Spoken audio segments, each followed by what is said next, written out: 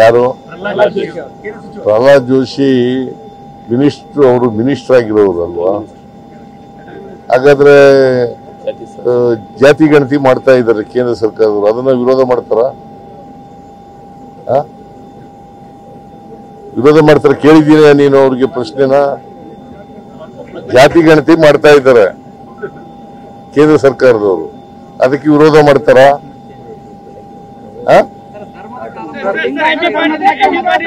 ಒಬ್ರು ಕೇಳಿದ್ರು ಮಾತ್ರ.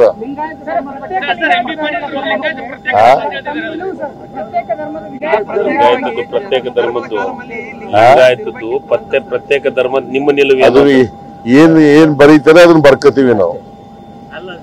ಈಗ ಕೇಳಪ್ಪ, ಇಲ್ಲಿ ಸಮೀಕ್ಷೆ ಮಾಡೋದು ನೀನು ಯಾವ ಧರ್ಮಕ್ಕೆ ಸೇರಿದೆ, ಯಾವ ಜಾತಿ ಸೇರಿದ್ಯಾ, ನಿನ್ನ ಪರಿಸ್ಥಿತಿ ಏನು, ಸಾಮಾಜಿಕವಾಗಿ, ಶೈಕ್ಷಣಿಕವಾಗಿ, ಔದ್ಯೋಗಿಕವಾಗಿ, ರಾಜಕೀಯವಾಗಿ ಏನ್ ಪರಿಸ್ಥಿತಿ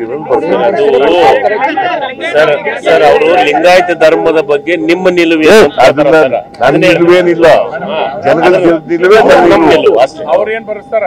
ಅವ್ರು ಏನ್ ಬರೆಸ್ತಾರ ಅದೇ ಅದೇ.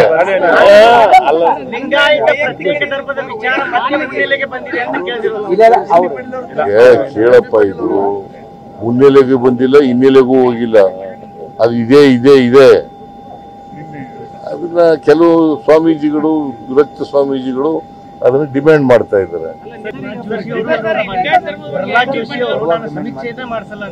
ಯಾರು ಪ್ರಹ್ಲಾದ್ ಜೋಶಿ ಮಿನಿಸ್ಟರ್, ಅವರು ಮಿನಿಸ್ಟರ್ ಆಗಿರೋರು ಅಲ್ವಾ?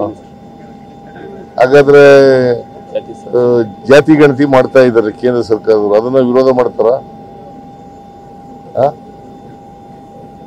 ವಿರೋಧ ಮಾಡ್ತಾರೆ? ಕೇಳಿದ್ದೀನ ನೀನು ಅವ್ರಿಗೆ ಪ್ರಶ್ನೆನ?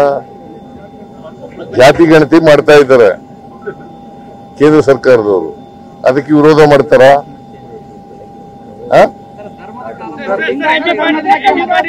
ಒಬ್ರು ಕೇಳಿದ್ರು ಮಾತ್ರ.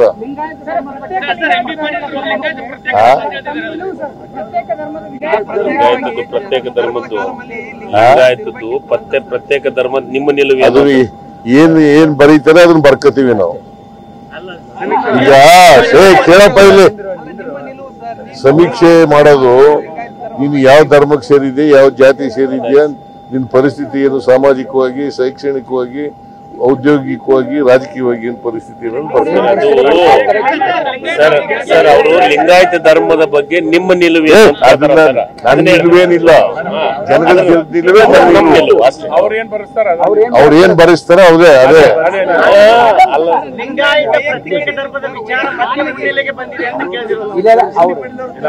ಕೇಳಪ್ಪ, ಇದು ಮುನ್ನೆಲೆಗೆ ಬಂದಿಲ್ಲ, ಹಿನ್ನೆಲೆಗೂ ಹೋಗಿಲ್ಲ, ಅದು ಇದೆ.